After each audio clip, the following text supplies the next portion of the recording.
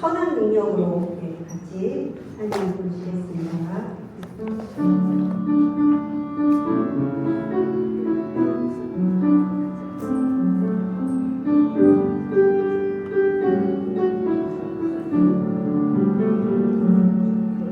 그 선한 일에 고요히 감사하여 그 놀라운 평화를 누리며 나 그대들과 함께 걸어가네. 나 그대들과 하늘을 여네. 지나가 머물 어둠에 무겁게 내 영혼 눌러도 오 주여 우릴 외면치 마시고 약속의 구원을 이루소서.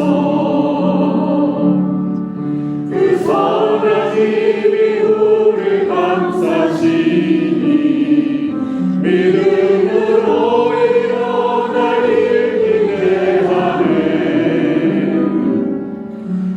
언제나 우리와 함께 계셔. 하루도 하루가 늘 새로워. 3절요. 주께서 밝히신 작은 촛불이 어둠을 헤치고 타오르네. 그 빛에 우리 모두 하나 되어 온 누리에 비추게 하소서. 그 선한 힘이 우리를 감싸시니 믿음으로 일어날 일 기대하네. 주 언제나 우리와 함께 계셔. 하루도 하루가 늘 새로워. 4절요.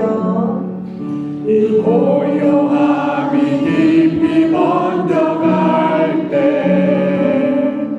저 가슴 벅찬 노래 들리네. 다시 하나가 되게 이끌시옵소. 당신의 빛이 빛나는 이 밤 그 선한 힘이 우릴 감싸시니 믿음으로 일어날 일 기대하네. 주 언제나 우리와 함께 계셔. 하루도 하루가 늘 새로워. 그 선한 힘이 우릴 감싸시니 믿음으로 일어날 일 기대하네. 주 언제나 우리와 함께 계셔. 하루도 하루가 늘 새로워. 하루도 하루가 늘 새로워. 아멘. 뒤에 쭉 가시면요. 63쪽 430장 주와 같이 길 가는 것.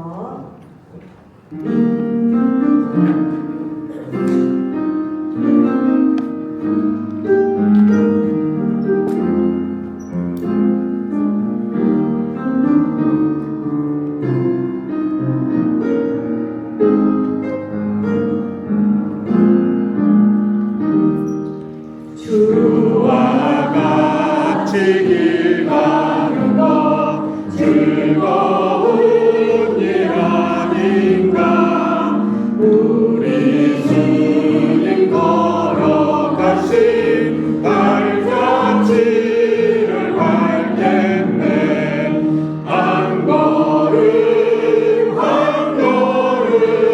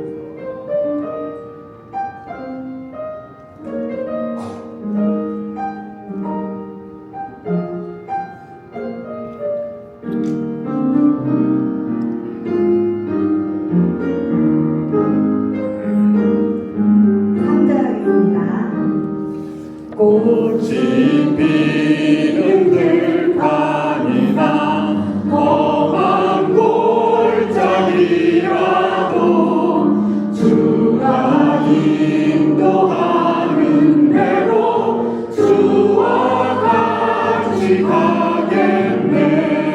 한 걸음 한 걸음 주 예수와 함께 날마다 날마다 우리 걸어가리.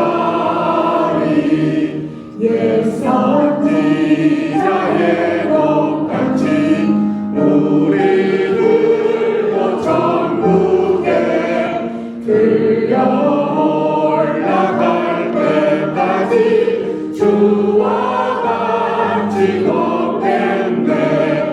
한 걸음 한 걸음 주 예수와 함께 날마다 날마다 우리 걸어가리. 감사합니다. 그 바로 앞장이에요. 62장에 나의 등 뒤에서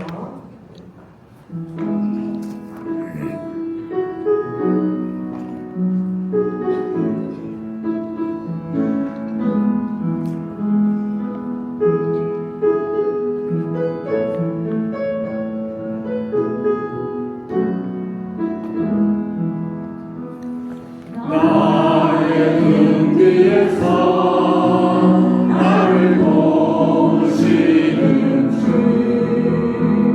나의 인생길에서 지치고 오나요. 매일처럼 주저앉고 싶을 때 나를 밀어주시네. 일어나 걸어라. 내가 새 힘을 주리니. 일어나고 걸어라. 내 너를 도우리. 나의 등 뒤에서 나를 도우시는 주, 평안히 길을 갈 때 보이지 않아도 지치고 고나여 넘어질 때면 다가와 손 내미시네. 일어나 걸어라. 내가 새 힘을 주리니. 일어나고 걸어라. 내 너를 도우리. 나의 등 뒤에서 나를 도우시는 주, 때때로 뒤돌아보면 여전히 계신 듯 잔잔한 미소로 바라보시며 나를 재촉하시네. 걸어야 걸어라. 내가 새 힘을 주리니. 일어나고 걸어라. 내 너를 다시 한번 할게요. 이름 부르면서 걸어라. 내가 새 힘을 주리니. 일어나고 걸어라. 내 너를 도우리. 네, 앞에 60조 주님여 이 손을 꼭 잡고 가소서.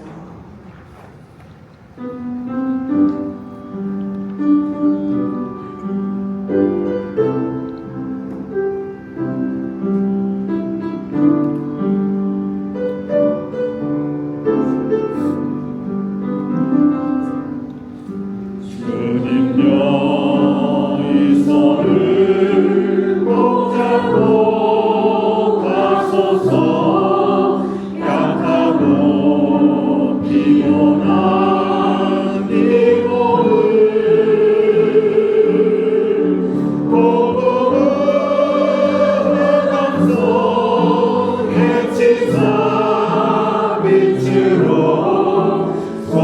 손잡고 날 인도하소서.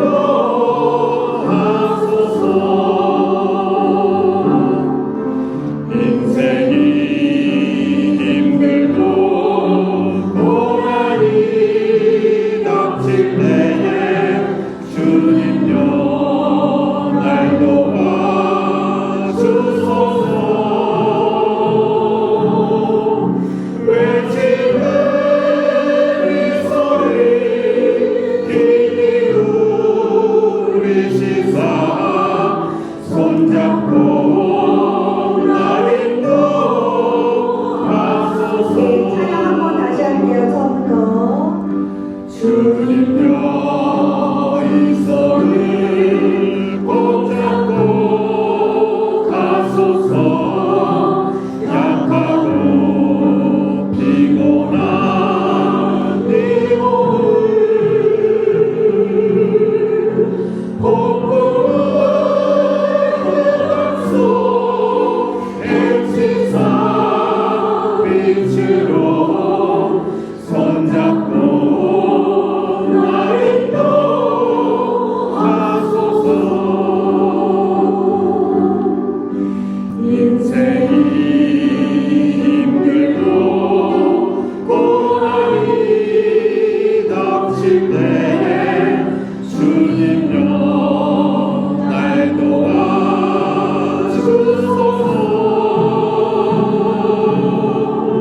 외치는 이 소리 귀히 울리시사 손잡고 날 인도하소서.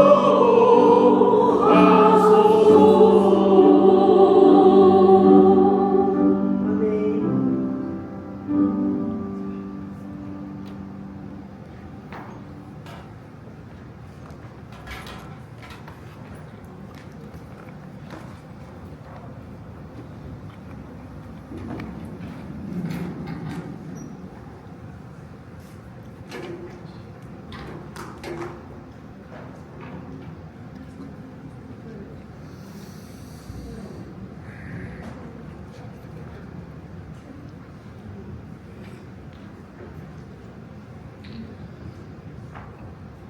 기도하겠습니다. 하나님 아버지 감사합니다. 귀한 이 밤 저희를 허락하여 주셔서 함께 만나 잡힌 바 된 우리의 여정이라는 제목으로 주님 수련회를 진행합니다. 오늘 첫날 이 저녁 시간까지 지켜주심을 감사드리며 아버지 하나님의 말씀 앞에 또한 저희들 마음의 무릎을 꿇고 나아가고자 하오니 주님께서 지도하여 주시고 성령 하나님의 조명하시는 빛을 내려 주시옵소서. 그리하여 우리의 마음 가운데 혹 흐트러진 마음, 목표를 향하여 잘못 설정된 마음이 있다면 바로잡아 주시고 아버지 하나님의 뜻대로 살기를 다시금 결단하는 이 시간 되게 하여 주시옵소서. 온 교우들 모든 마음 가운데 주님 참여하여 주시고 아버지 하나님 이 수련회가 끝나는 시간까지 우리 모두에게 안전과 평안과 그리고 하나님의 내려주시는 감동이 내 마음 가득하게 있게 하여 주시옵소서. 이 시간도 지키실 줄 믿사오며 예수님의 이름으로 기도하옵나이다. 아멘. 네, 여러분 반갑습니다. 네, 아침에 버스 타기 전에 3호차 타세요, 2호차 타세요 외치고 처음 이렇게 또 섭니다. 네, 그때 저였는데요. 저 맞고요. 이렇게 또 말씀 나누는 자리에 서니까 네, 훨씬 더 좋고 감사합니다. 앞에서 이렇게 보니까 이렇게 강당이 가득한 게 너무 보기 좋고요. 감사한 마음이 듭니다. 저희 처음에 이곳 수련장에 예약하러 왔을 때 이 강당이 이렇게 큰데 이 공간에 괜찮을까? 저희 그런 생각했었거든요. 그런데 이렇게 의자 놓고 책상 놓고 우리 교우님들 앉아 계시니까 가득 찬 것 같습니다. 이 자리에 우리 하나님도 함께 하실 줄 믿습니다. 아멘. 네. 먼저 광고를 좀 드리려고 하는데요. 수련회 오신 모든 분들 먼저 환영하고요. 저녁 식사 맛있게 하셨죠? 네. 네. 점심 식사도 맛있었죠? 네. 네, 여기가 네, 맛집이네요, 보니까. 네, 수련회 맛집이기도 하고 밥도 되게 맛있고 맛집입니다. 잘 오셨고요. 수련회에 보이지 않는 곳에서 헌신해 주시고 섬기는 분들 계셔서 저희들이 수련을 진행할 수 있는 것 같습니다. 아까 앞에 썼던 찬양팀도 그렇고요. 또 반주해 주시는 우리 지상 권사님도 그렇고, 그리고 또 저기서 우리 모자 쓰고 계신 사진 찍어주신 우리 사진팀 우리 형제들도 그렇고, 아까 우리 성표 목사님 방송으로도 섬겨주시고 많은 분들 뒤에서 섬겨주시고요. 또 제가 다 포명하지 않았지만 뒤에서 여러 가지 면에서 우리의 손과 발이 되어주고 계신 분들 계십니다. 그분들에게 감사와 환영의 박수를 함께 드립니다. 자, 뿐만 아니라 우리가 수련회 시작하고 앞뒤 좌우를 한번 돌아보는 시간을 가져야 될 것 같습니다. 우리 앞뒤 좌우에 여러분들 어떤 분이 계시는지 우리 조원들만 모아놓고 우리 방에 같이 잠자는 사람들만 봤는데 앞뒤 좌우로 한번 인사 나누시죠. 네, 안녕하세요. 반갑습니다. 안녕하십니까. 네, 반갑습니다. 네. 감사합니다. 여러분들 계셔서, 한 분 한 분 계셔서 이 자리가 더 이렇게 아름다워지는 거니까요. 만날 때마다 여러분 눈으로 꼭 인사해 주십시오. 그냥 서먹서먹하게 지나가지 마시고 2박 3일 동안 이 사람이 내 사람이다 생각하고 이렇게 환하게 한번 웃어주시면 좋겠습니다. 네, 좋습니다. 두 번째 강조드립니다. 오늘 저녁 기도회 이제 말씀 전하고요. 제가 말씀 전할 거고요. 그다음에 기도회 할 건데, 기도회 이후에 이곳에서 남아서 하나님께 드리고 싶은 말씀이 말이 있는 분들, 여기서 계속 남아서 기도하셔도 좋습니다. 1시간 정도 저희들 기도의 시간 드릴 테니까요. 여기서 자유롭게 기도하시면 되겠고, 당당 밖으로 나가셔서는 기도 이후에 자유롭게 여러분들 시간 사용하시면 되고, 다만 내일 새벽 6시에 다시 이곳에 집합해 주시면 됩니다. 너무 가혹한가요? 네. 6시 가혹합니까? 네. 할 수 있습니다. 네. 2박 3일 수련회 기간 동안만이라도 여러분 6시 지켜주셔서 이곳에서 같이 새벽 묵상 나누도록 하겠습니다. 이번에 우리 수련회 여러분들 그 타이틀이 뭔지 아시죠? 주제가 뭐였죠? 요정. 네, 잡힌바된 우리의 여정입니다. 잡힌바된이라는 건 어디서 나왔는지 아시겠죠? 네, 2025년 우리 교회의 표어이고요. 네, 제가 이게요. 아니 어디 가서 다른 걸로 칭찬 못 받아요. 근데 꼭 이렇게 아니 많은 걸로 칭찬을 받습니다. 네, 감사합니다. 예, 다복하죠?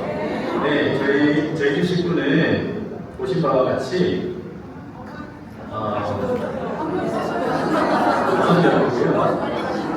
네? 다시 한번 보여주세요. 다시 보여드린다고요? 네. 네, 한번 보여드릴게요. 지나갔습니다. 다음 보십시오. 네. 자, 잡힌바된 우리의 여정인데, 우리가 수련회 마쳤으니까 그냥 이렇게 또 잡힌바된 우리의 여정 뭐가 뭔지도 모르고 그냥 지나가면 안 되니까 함께 가는 거예요. 우리가 가는 게 아니라 내가 가는 게 아니라 우리 함께 가는 거잖아요. 그래서 이 시간에 인사 나눴으면 좋겠습니다. 잡힌바된 우리의 여정 이렇게 하면 좀 어색하니까요. 제가 뭘 슬로건으로 할까 계속 고심을 했어요. 어떻게 해서 이 잡힌바된 우리의 여정이 머리에 각인되게 할까 고심했는데 좋은지 안 좋은지 한번 보십시오. 첫 번째, 함께 갑시다. 따라합시다. 함께 갑시다. 함께 갑시다. 두 번째, 같이 갑시다. 같이 갑시다. 세 번째, 손잡고 갑시다. 손잡고 손가락 갑시다. 손 한번 잡아주십시오. 네. 네. 손잡고 갑니다. 네. 우리 조원도 아니고 우리 아내 남편도 아닌데 이렇게 또 한번 손잡으면 안 되고요. 네. 손잡고 갑시다. 자, 따라합니다. 함께 갑시다. 함께 갑시다. 같이 갑시다. 같이 갑시다. 손잡고 갑시다. 손잡고 갑시다. 네. 우리 손잡고 이게 같이 가는 겁니다.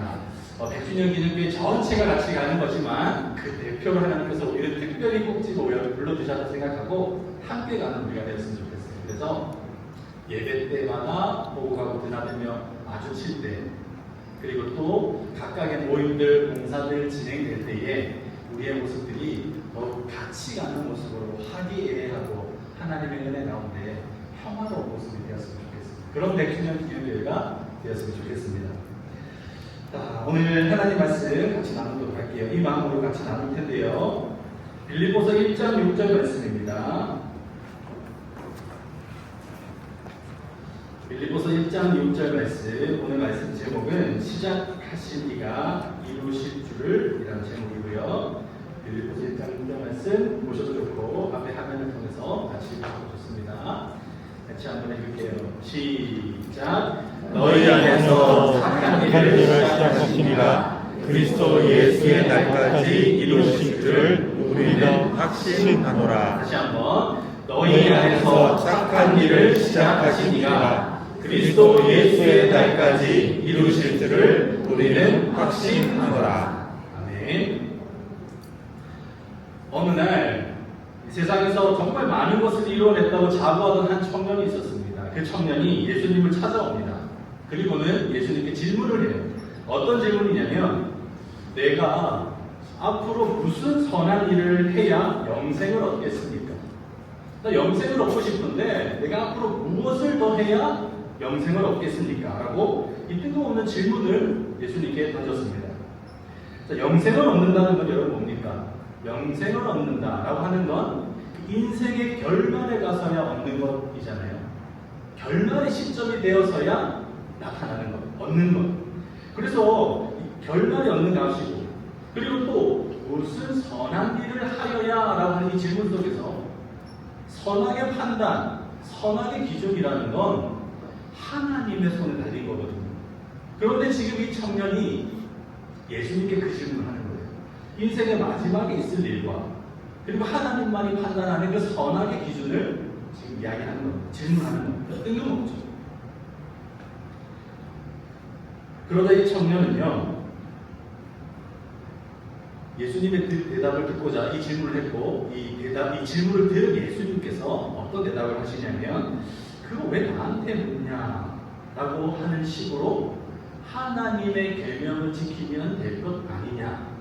하나님의 계명을 지키면 될 것이다. 이렇게 얘기를 했어요. 맞죠? 왜? 영생은 하나님의 손에 달린 것이고, 선악의 기준 역시 하나님께 있는 것이기 때문에 그거 나한테 묻지 말고 하나님께 물어라. 그러면 예수님의 이 대답은요, 사실 이런 두 가지가 있어요. 어떤 거냐면, 하나는 지금 이 청년에게 대답을 뜬금없는 질문에 대한 뜬금없는 대답이기도 하지만 또 다른 하나는 뭐냐면, 너 내가 하나님인 줄 지금 알고 있는 거냐? 하는 거예요. 지금 이 청년은 아직까지 그렇지 못했던 것 같아요. 예수님께 내가 그거 다 지키며 살았는데 아직도 뭐가 남았습니까? 저 사실 그거 다 지키고 살았습니다.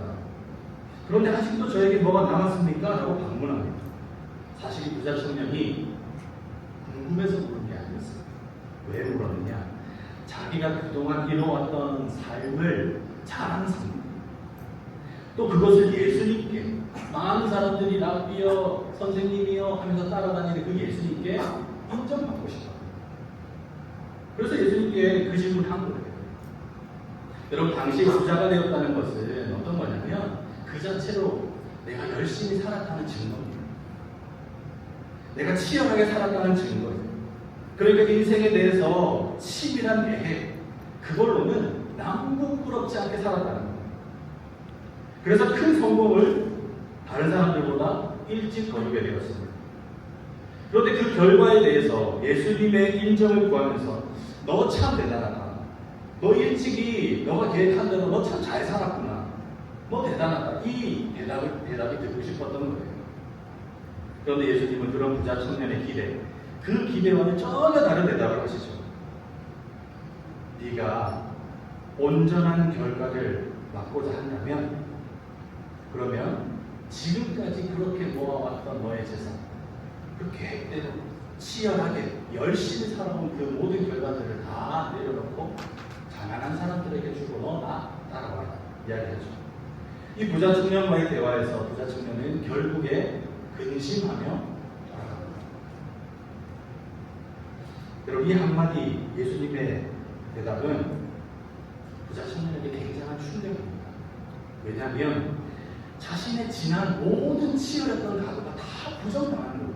나 정말 열심히 살았는데 누구보다 열심히 살아서 이제 나 예수님께도 인정받고 하나님께도 인정받는 나 그런 사람이라고 생각했는데 예수님도 아니라는 거예요. 굉장한 충격이죠. 지난 모든 과거가 다 부정당하는 일이었어요. 그리고 그 모든 것이 다 휴지조각이 되는 순간이었어요.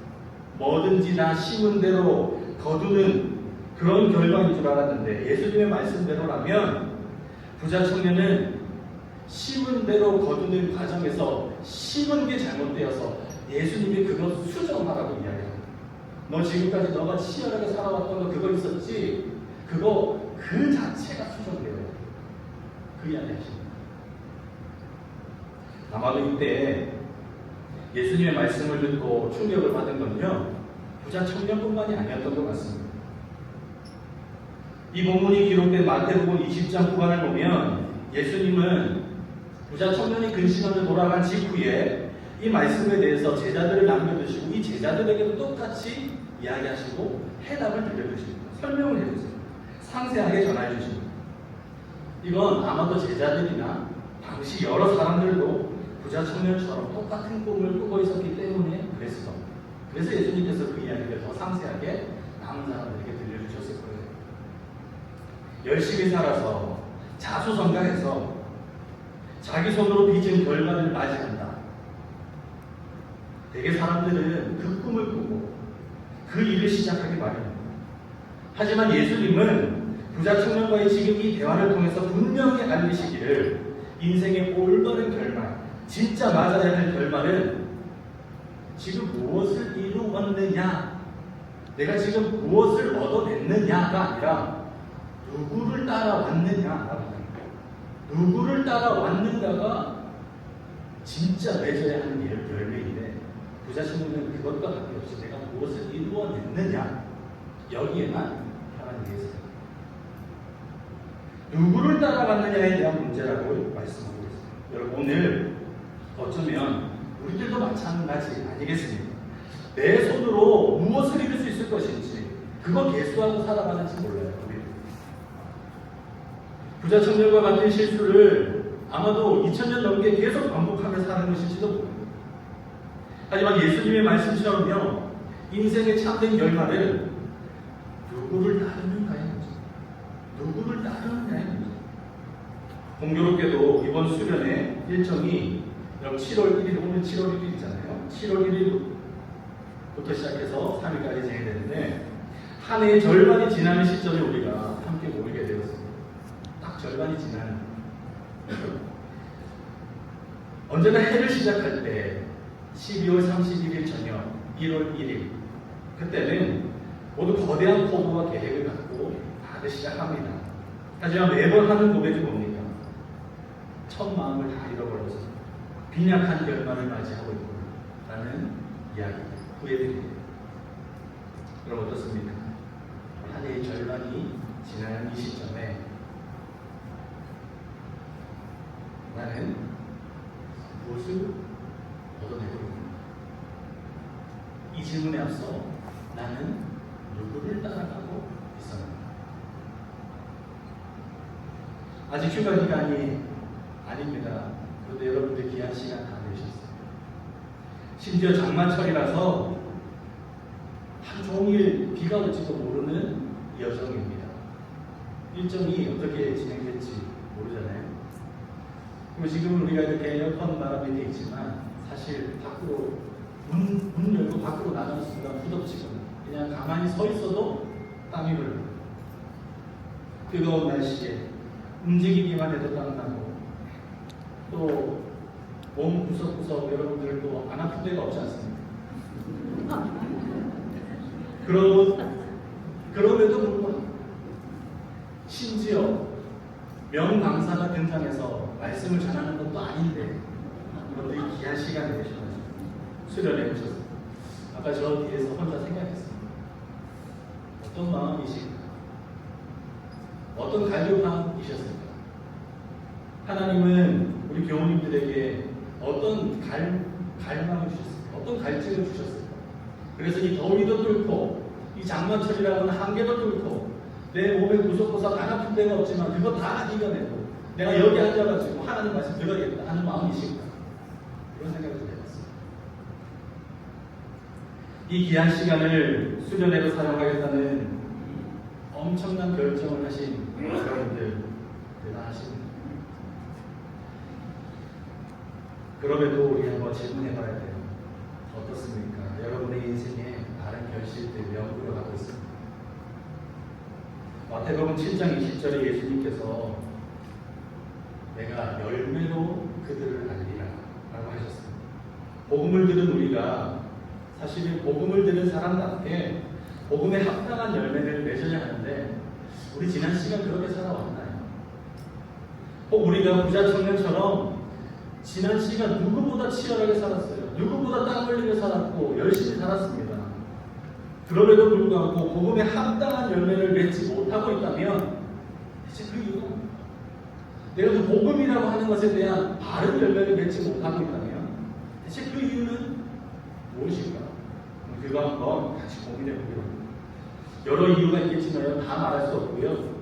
오늘 본문에 비추어서 두 가지 정도 같이 나누려고 해요.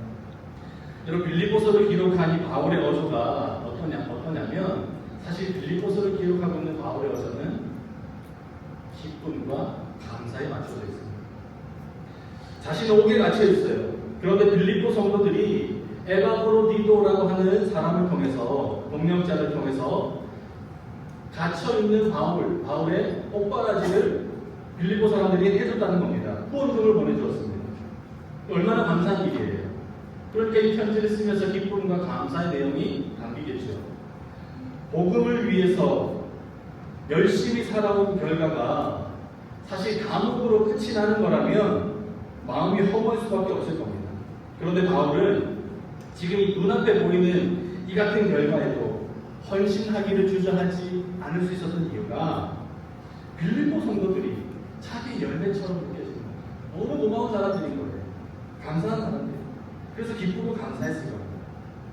그래서 바울은 빌립보 성도들이 하고 있는 지금의 이 일을 뭐라고 이야기하냐면 착한 일이라고 합니다. 착한 일을 시작하신 이가 하면서 너희가 착한 일을 하고 있다 이거예요. 자기에게 후원금 보내줘서 돈 보내줬으니까 착한 일, 그게 아니죠. 지금 바울이 복음 전하다가 무력하게 아주 힘없고 초라하게 옥에 갇혔습니다. 지금 그 결과를 보고 빌립보 성도들이 그래도 저 길이 바른 길이야, 저 길이 복음의 길이야라고 믿어주고 따르고 있잖아요. 그래서 후원금 보내주고 있잖아요. 그래서 지금 바울을 신뢰하며 나아가고 있잖아요. 바울이 그게 너무 고마운 거예요.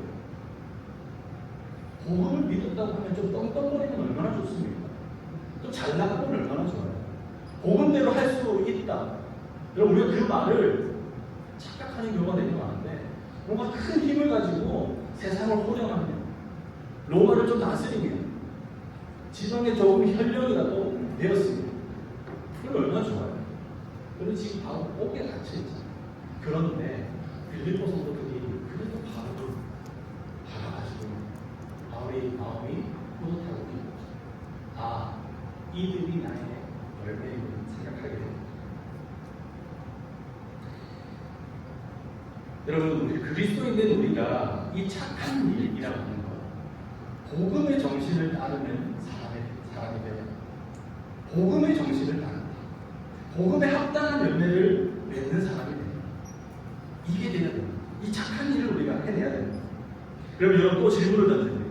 복음의 정신 좋습니다. 목사님 복음의 정신이라고 하는 우리도 그거 가집시다. 우리도 그거 따라갑시다. 그런데 복음의 정신이 대체 뭔데요? 복음의 정신이라는 게 대체 어떤 기준입니까?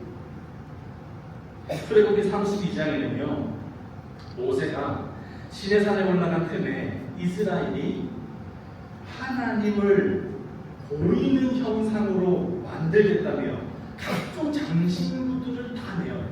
모세가 지금 잠깐 시내산 율법 받으러 갔는데 이스라엘 백성들이 자기 귀걸이, 반지, 목걸이 이런 거 다 내어서 눈에 보이는 하나님을 만들겠다고 하는 겁니다. 금송아지 형상을 만든 일이 있었습니다. 여러분 이들의 열심을 한번 보십시오. 말로 표현하기 힘들 정도 아닙니까? 그거 하겠다고 자기가 가지고 있었던 숨겨놨던 장신구를 다 냈어요. 알다시피 여러분, 당시 모세는 뭐하고 있었냐면 시내산에서 하나님께 명령을 받고 있었어요. 율법이라고 하는 명령을 받고 있었어요. 다시 말하면 앞으로 이제 이스라엘이 가나안 땅에 들어가게 될 텐데, 가나안에 들어가게 되면 어떻게 살아야 될지, 너희는 거룩한 백성으로서 어떤 일을 해야 될지 하나님이 조목조목 알려주고 계셨단 말이에요. 하나님 백성들만의 삶의 방식이 무엇인지, 그 삶의 방식에 대해서 시내산에서 모세가 듣고 있었습니다.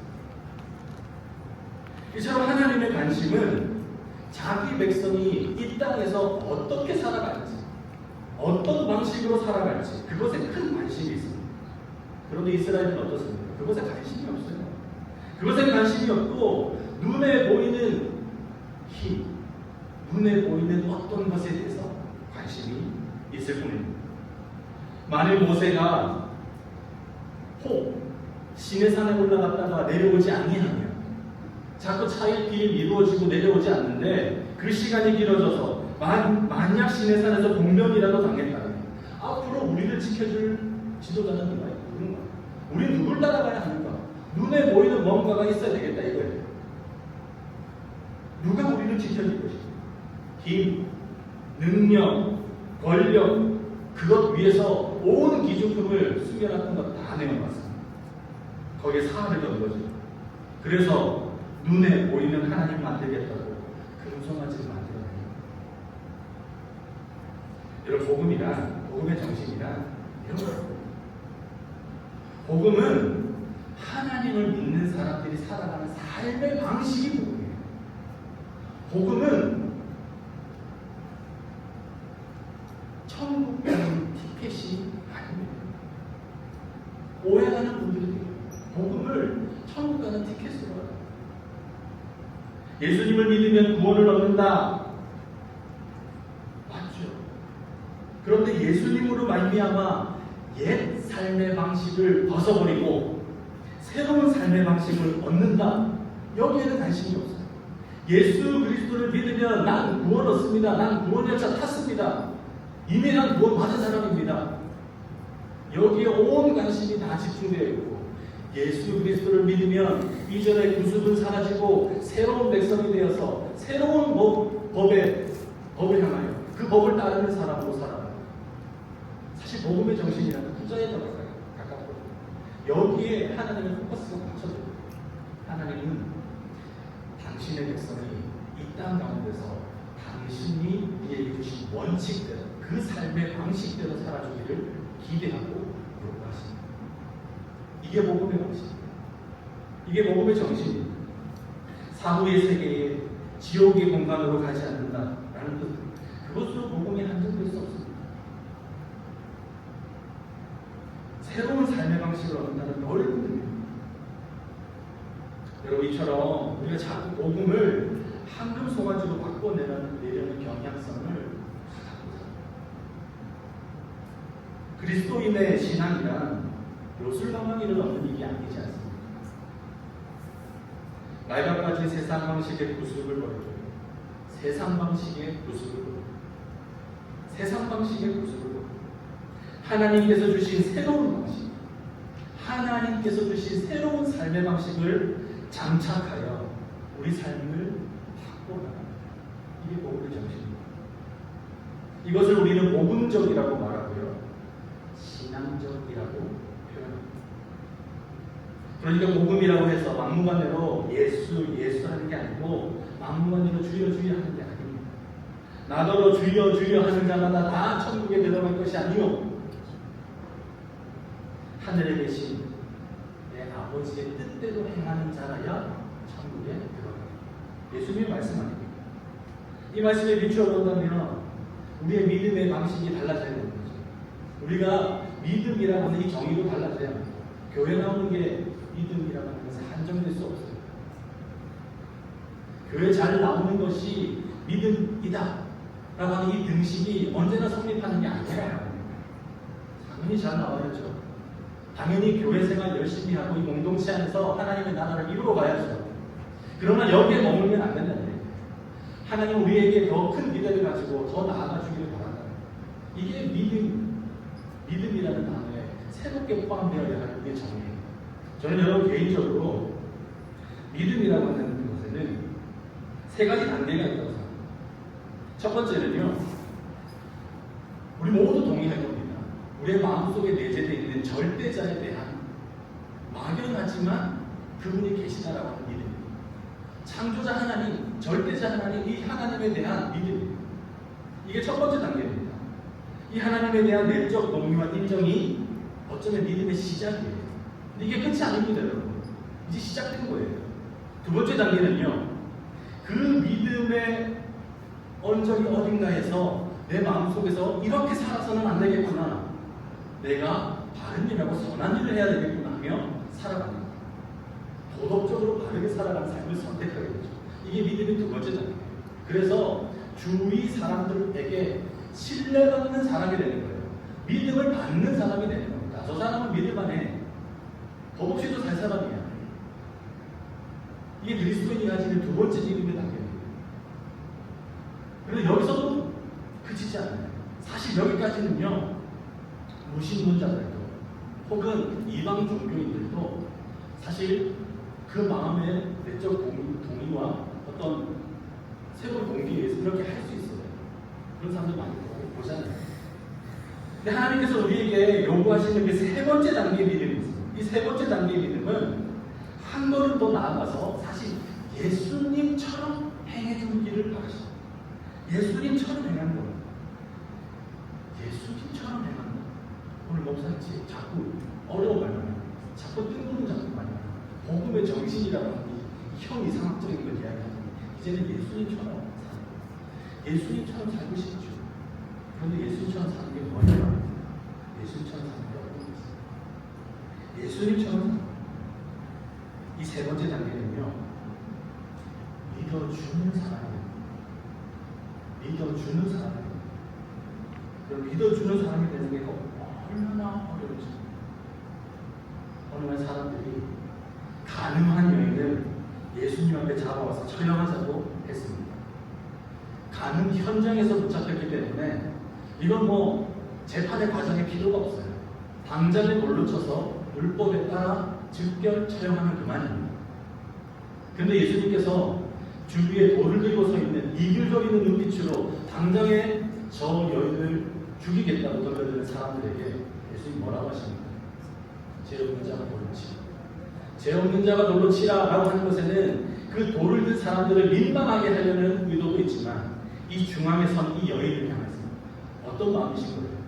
나는 한 번 더 너를 믿겠다 이겁니다.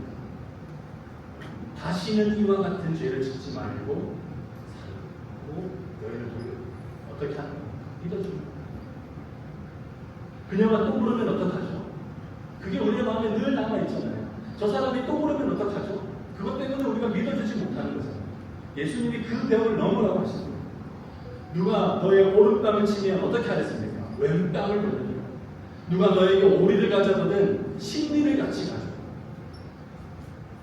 우리가 예수님으로부터 받은 복음은 파격적입니다.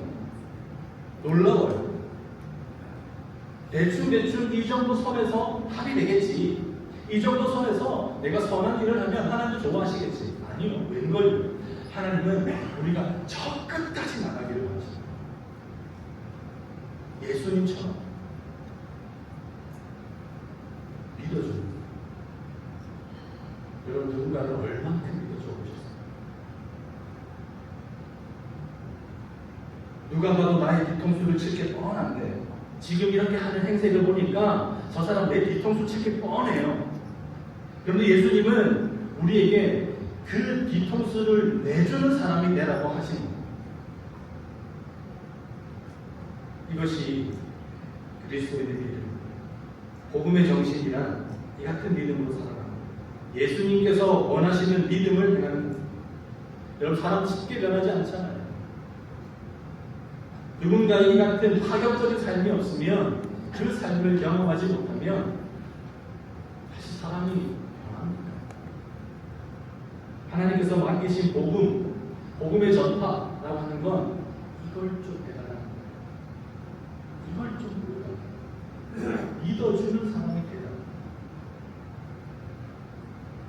그러므로 여러분, 우리의 오해가 여기서 그쳐지면 좋겠습니다. 부자 청년처럼 그저 나 좋자고 열심히 산다고 복음의 바른 결실 맺어지지 않습니다. 예수님께서 원하시는 삶, 예수님이 원하는 믿음이 되어야 돼요. 그래야 예수님이 원하시는 결실이 맺혀지는 법이죠. 오늘날 한국 교회를 넘어 많은 사람들이 쉽게 그런 이야기를 합니다. 열매 없는 교회가 되었다라고 이야기합니다. 불령의 열정이 사라졌다고 합니다. 선교지에 나아가면 단기 선교만 나아가봐도 복음의 성령의 능력이 여기저기 일어나는데 한국 교회에서는 왜 도무지 이런 일이 일어나지 않죠? 이야기합니다. 왜 그럴까요? 우리가 복음의 정신을 잃었기 때문 아닐까요? 하나님이 없었어요. 성령님이 능력 없었어요. 우리가 복음의 정신을 잃어버리고 나 좋은 대로 복음 해석하고 그것대로 살아가려다 우리 해산하지 못하는 불임의 그리스도인들 된 건 아니에요. 우리가 맺어야 하는 열매는 용서와 사랑으로 대변되는, 희생과 섬김으로 대변되는 이 믿어줌의 열매인데 우리는 그저 하나님의 존재에 동의하고 하나님 계시지, 누군가에게 신뢰받는, 그래 저 사람 법 없이도 살 사람이지, 이 정도에 그치고 있으니까 그 이상의 믿음의 열매가 맺히지 않는 것은 아닌지 스스로를 돌아봐야겠습니다. 바울이 오늘 본문에서 착한 일이라고 표현한 것은 지금 눈앞에 나타나고 있는 현상과 완전히 다른 새로운 믿음을 계속해서 내밀어줍니다. 복음의 정신대로 우리 삶의 태도와 방식을 바꾸어 믿고 신뢰받고 믿어주는 깊이에까지 도전하는, 늘 넘어지지만 끊임없이 그걸 위해 도전하는 것, 그때야 비로소 우리에게 복음의 합당한 결심, 아름다운 열매가 맺힐 것입니다. 두 번째로 바른 결실, 이 복음의 바른 결실을 맺고자 함에도 불구하고 우리가 그렇게 하지 못하는 겁니다. 오늘 본문에서 눈여겨보아야 할 점은요, 두 번째는 이 일을 시작하신 분이 누구냐 하는 점입니다. 이 일을 시작하신 분이 대체 누구냐. 자, 부자 청년의 실수는 무엇을 맺을 것인지에 대한 오해였습니다. 따라가야 하는 것인지, 자기 손으로 이루었다, 자기 손으로 무언가 해냈다. 결과를 잘못 설정한 것도 있지만 또 하나는 뭐였냐면 내 손으로 이루었습니다 라고 하는, 거기에 함몰되어 있습니다. 부자 청년은 거드름을 피우듯이 자기 손으로 이룬 것을 예수님께 자랑하며 말했는데, 여러분 알다시피 잠언 16장 9절에 보면 사람이 마음으로 자기의 길을 계획하지만 그 걸음을 인도하시는 분 하나님이세요. 하나님께서 이루십니다. 이런 오류에 빠진 대표적인 사람이 있었습니다. 내 손으로 이룰 수 있다라고 생각하고 자기 손에 그것을 놓지 않았던 대표적인 이 넘어진 사람이 있었다. 누구냐면 믿음의 조상이라고 하는 아브라함. 여러분 창세기 13장은요, 하나님께 약속을 받은 이 아브라함이 하란이라고 하는 장소를 떠나서 가나안으로 향했습니다. 그리고 나서 큰 절망에 빠지는 사건이 12장 이후에 13장에 나타나는데, 우울감이 이 아브라함을 잠식해버려요. 우울감에 빠져요. 창세기 13장입니다. 찾아볼까요? 창세기 13장 말씀. 13장 14절 15절 성경이 있으면 여러분 창세기 13장 14절 15절 말씀을 드리겠습니다.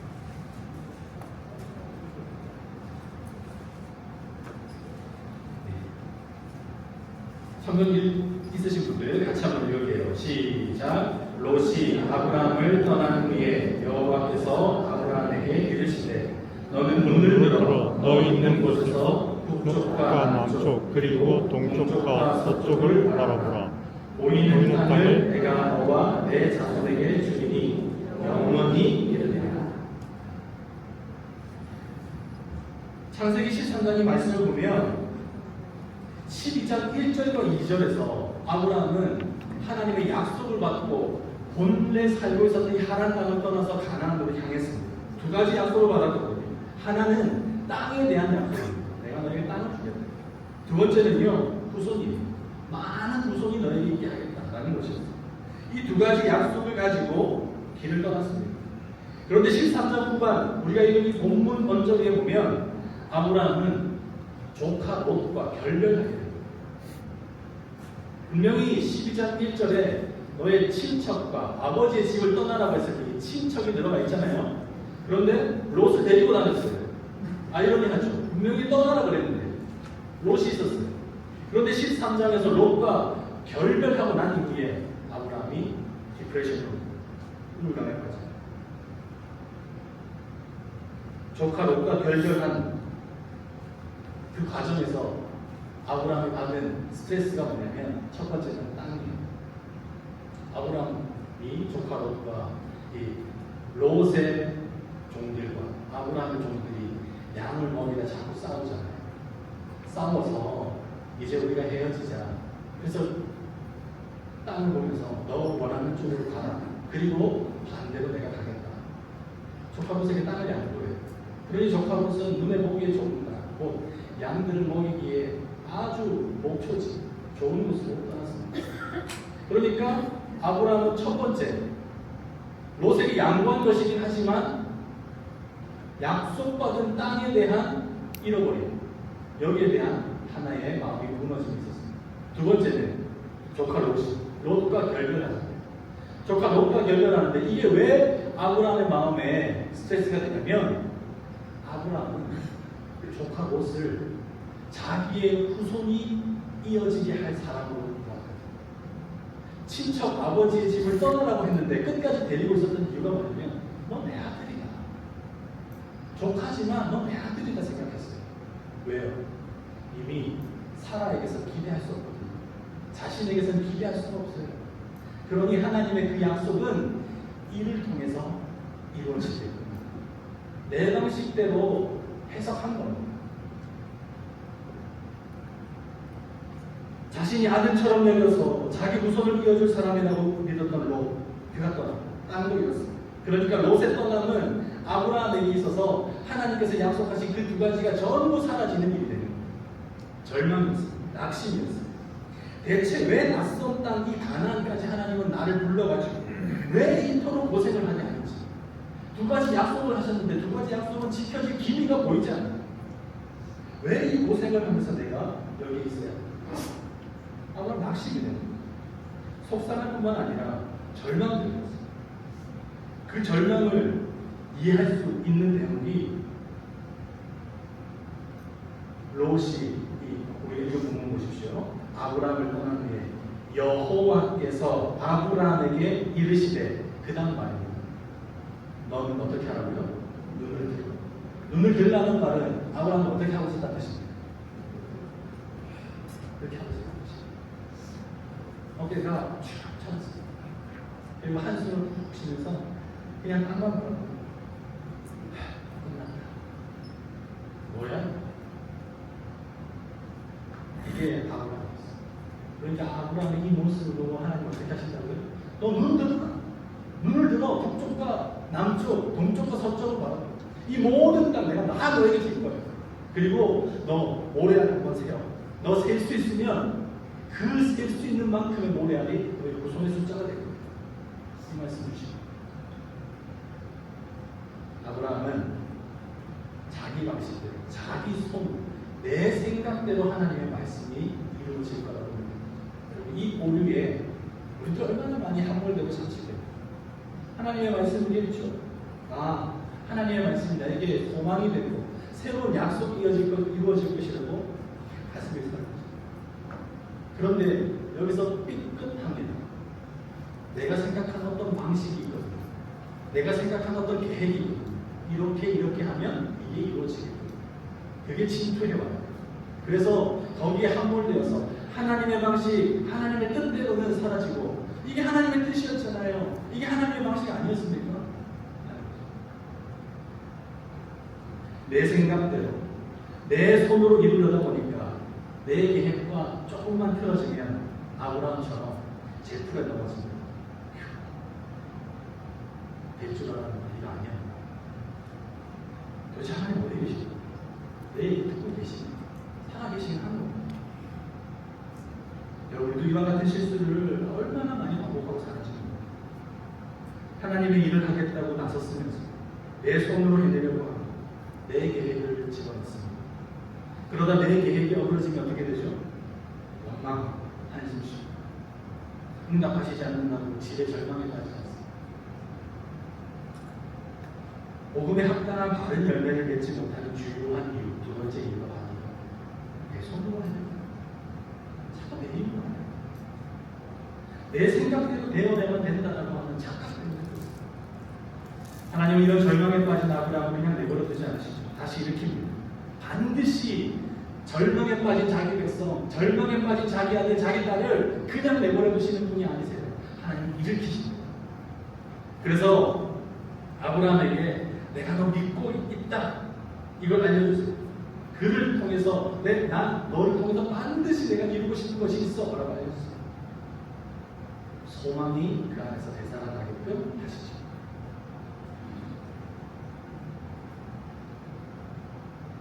생각해보면 성경에서 자기 손으로 이루겠다라고 했던 사람들은 죄가 다 실패했어요.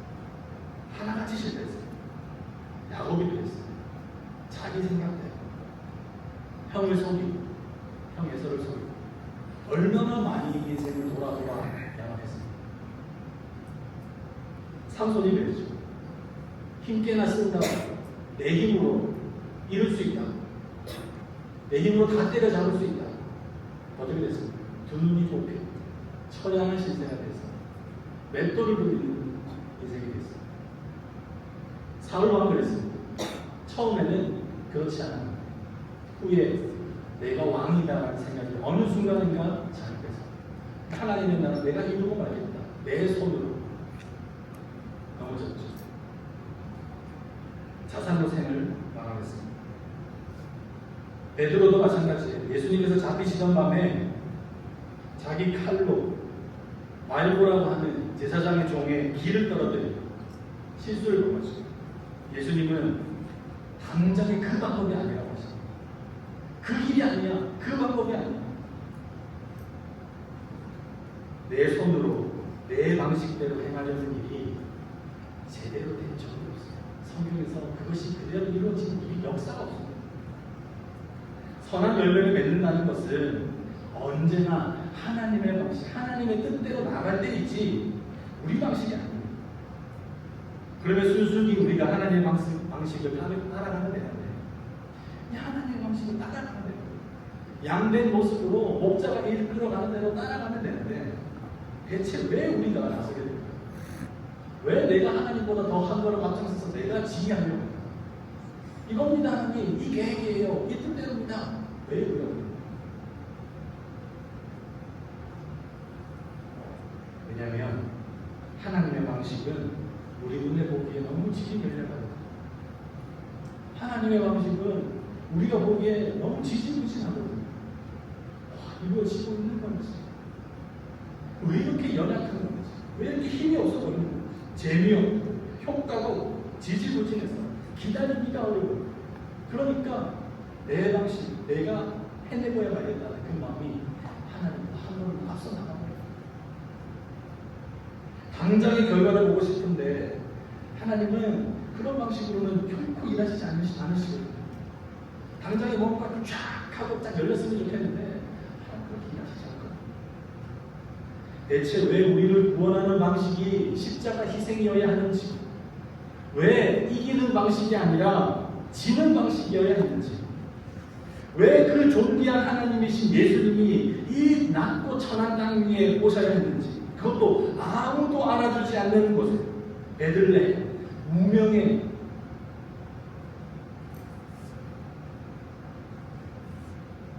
그저 가축들이 머무는 그곳에 오셔야 했는지, 여러분 이것을 세상의 이치로 이해하고 설명해 줄 수 있는 사람이 있겠습니까?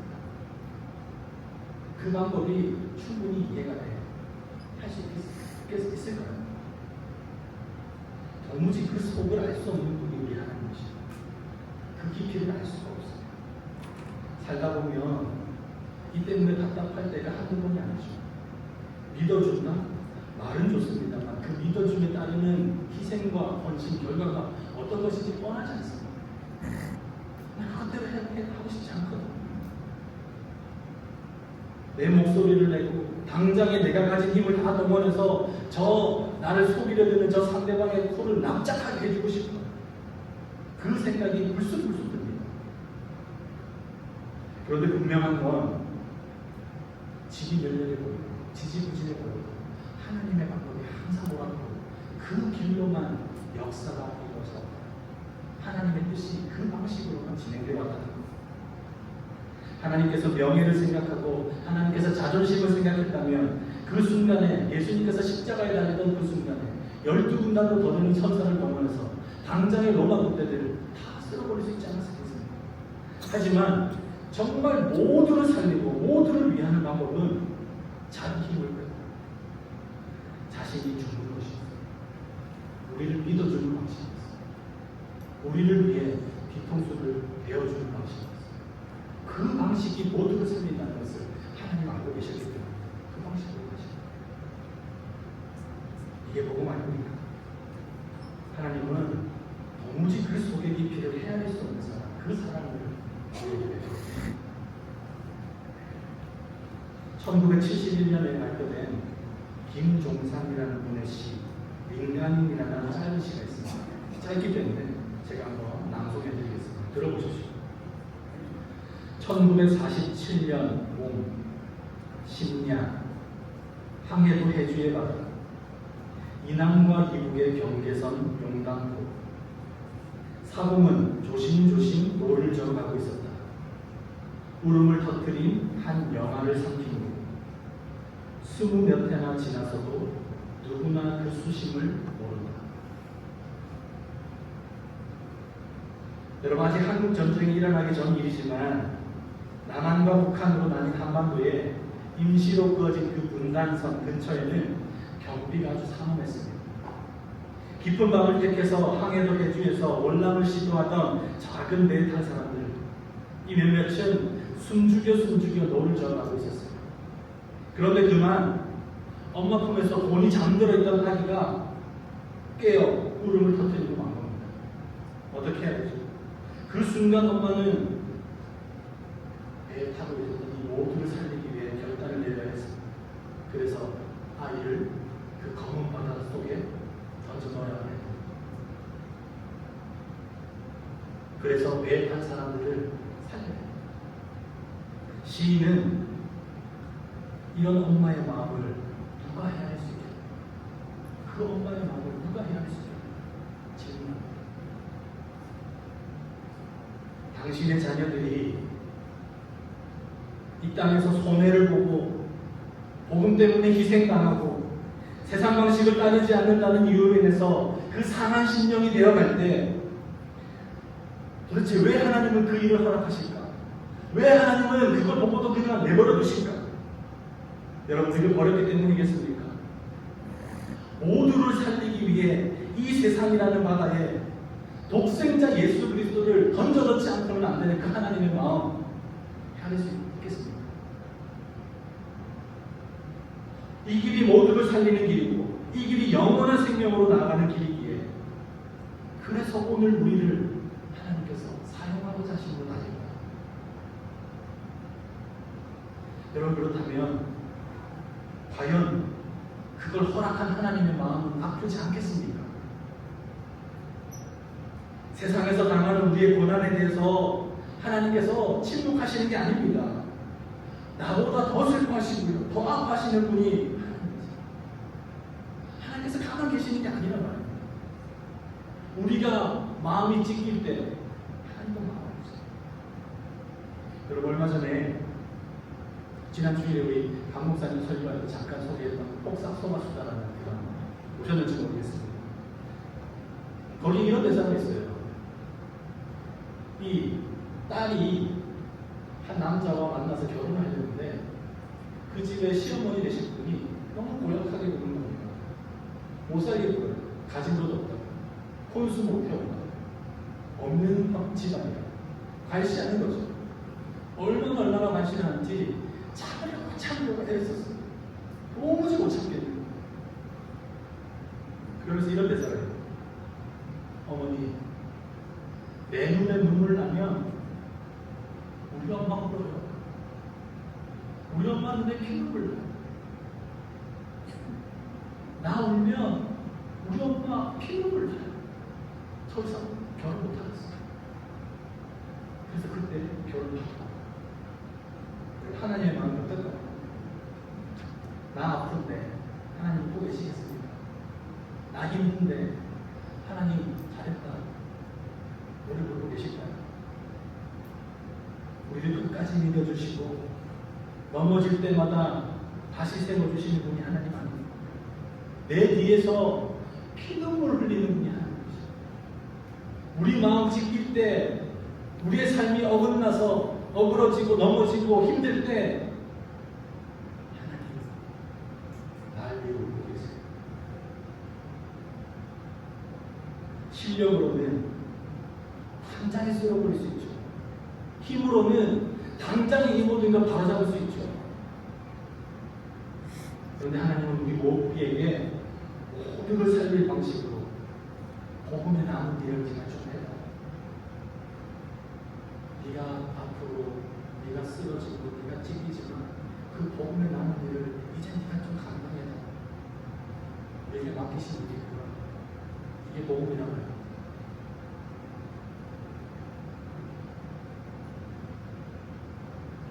하나님은 우리 모두를 살릴 방식으로 복음의 일을 남겨 오셨습니다. 그리고 그 일을 시작하신 이상 하나님께서 반드시 이루고 가십니다. 내가 아니라 내 뒤에 계신 하나님이 나와 함께 하심으로 반드시 이루어야 하세요. 세상에서 찢기고 넘어지고 쓰러질 때마다 외면하고 못 본 척 하시는 하나님이 아니라 항상 나에 대해서 지키시고 도우시고 세워주시고 눈물 흘릴 땐 더 큰 쓰라림으로 포용하시는 하나님이십니다. 그러니까 여러분, 우리가 우리의 방식을 내려놓아도 됩니다. 그게 비록 지금 눈에 화려하게 보이지 않는 방식이라 해도, 그래서 조금 넘어질 것 같고 다칠 것 같아 보여도 하나님의 방식대로 살아가면 됩니다. 내 손이 해내고야 말겠다는 어긋난 결심, 이제 그만 내려놔도 되겠습니다. 내 뒤에 서 계시고 도우시는 주님, 시련 가운데도 하나님의 방식, 그거 포기하지 않는 사람이 복음의 사람. 여러분, 우리 뒤에 하나님께서 서 계시다는 사실을 좀 기억했으면 좋겠어요. 이 시간에 하나님이 깨끗하게 잘 나왔는데요. 네, 이거 썩히면 안 되니까 제가 영상 하나를 틀어드립니다. 영상 하나 볼 건데요.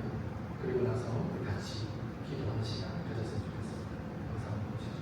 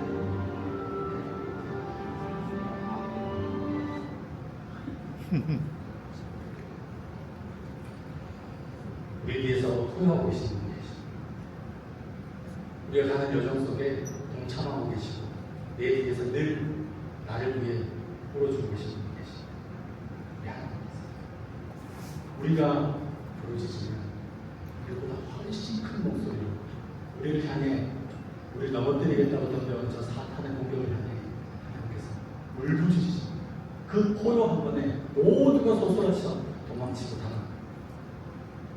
우리 뒤에 누가 계신지 오는데도 불구하고 여전히 내 방식을 공격하겠습니다. 그럼에도 불구하고 세상 방식에 주눅든 채 내가 내 손으로 이룬 것 그것 향해서 달려가시겠습니다. 교회 여러분, 우리의 일을 그치고 복음의 일을 시작하십시다. 우리 손의 방식을 내려놓고 비록 답답해 보이고 상하여 찢기더라도 하나님의 방식대로 하나님이 이루시도록 하나님의 때까지 온전히 인내하여 내어 맡기는 거룩한 주님의 사람들 되시길 주님의 이름으로 축복합니다. 우리 함께 찬양하고 기도하겠습니다. 아무것도 두려워 말라 찬양하실 텐데요. 여러분과 주신 핸드북 67페이지 있습니다.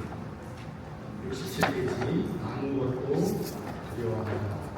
주 너희 하나님이 지켜주시니 놀라지 마라 겁내지 마라 주님 나를 지켜주시니. 찬양합시다.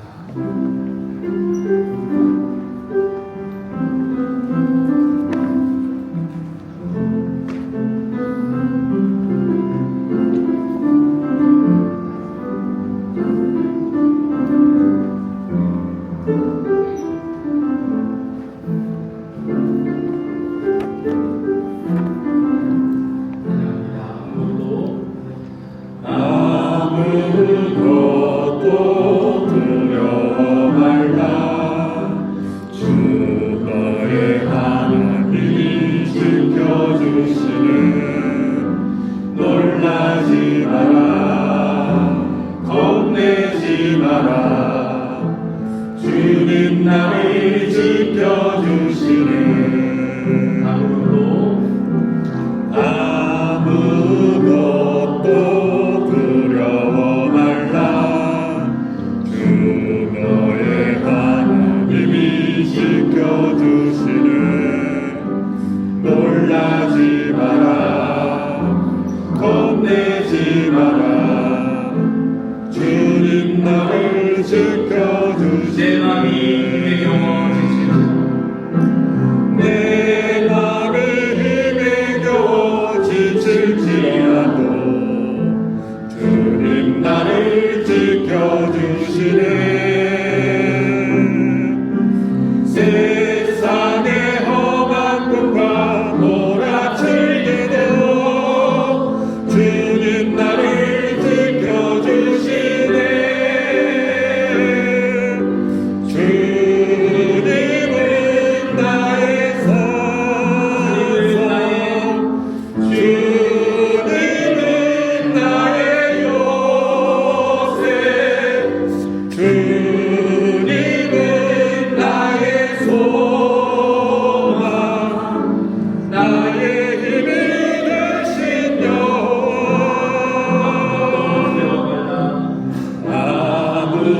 아무것도 두려워 말라. 주 너의 하나님이 지켜주시네. 놀라지 마라 겁내지